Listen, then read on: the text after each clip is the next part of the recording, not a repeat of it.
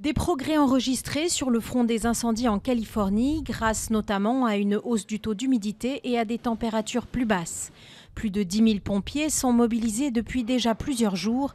Victimes de la plus grave sécheresse de son histoire, les feux ravagent cet État de l'Ouest américain. L'incendie le plus dévastateur reste le Rocky Fire, dont l'origine fait toujours l'objet d'une enquête.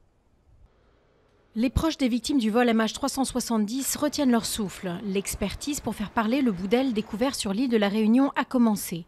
Près de 16 mois après la mystérieuse disparition de l'avion de la Malaysian Airlines, les familles, habituées aux fausses alertes, oscillent entre optimisme et circonspection. 27 personnes sont mortes dans un accident ferroviaire tard mardi soir dans l'état du Madhya Pradesh dans le centre de l'Inde. 2 trains bondés ont déraillé au moment où ils passaient sur un pont submergé par des inondations.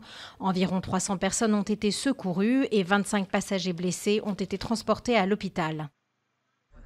Le Paris Saint-Germain s'offre un nouvel Argentin. Ángel Di María doit venir grossir le contingent de stars du club parisien. Un transfert qui pourrait se chiffrer à 63 millions d'euros. Attendu à Paris dans les prochaines heures pour signer son contrat, l'ailier de 27 ans s'est dit ravi mercredi de rejoindre le PSG. Crâne, plumes, carapace, statuettes aux vertus multiples, voilà ce que l'on vient chercher sur le marché des fétiches à Lomé au Togo, réputé dans toute l'Afrique de l'Ouest. Ici, malades envoûtés et politiciens en campagne à la recherche de gris-gris se croisent. La centaine de guérisseurs et de féticheurs qui y travaillent viennent presque tous du Bénin voisin, foyer historique du culte vaudou.